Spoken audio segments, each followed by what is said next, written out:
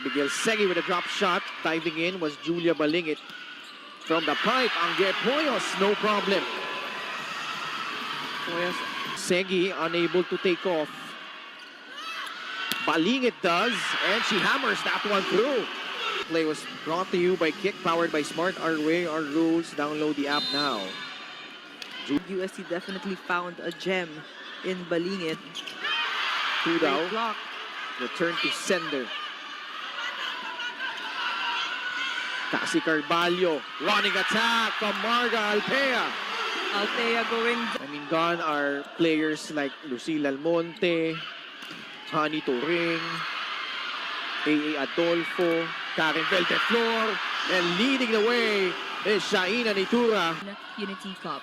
I got to talk to head coach Shaq of the USD Golden Tigresses about their winning streak so far. At sabi nga ni coach kanina, compared to the first round, what the players need on their end ay talagang pinag-uusapan within the team. Kenan Gaira? Thank you so much. There, Manuel, the pass to Sagaysay. Nitura from the back.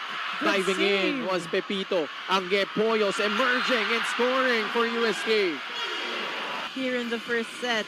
The spike brought to you by Potato Corner, world's best flavored fries. Order now. Pepito will set up Julia Balingit. Abigail Segui was sent back to the friend zone. Poyos, you can see the press. This block brought to you by Peri Peri Charcoal Chicken. Adamson. Oh, that's a much better executed.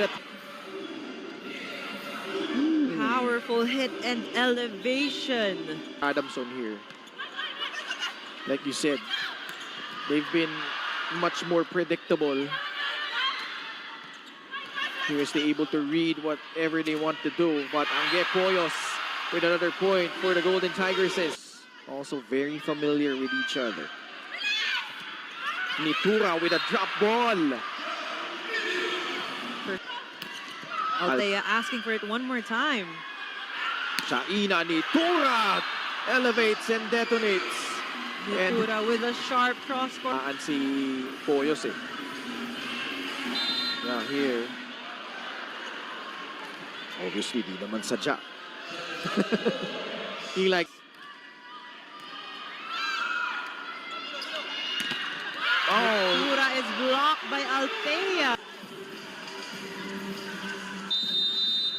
ganda ng anticipation doon ni Marga Altea. Prompting. Control.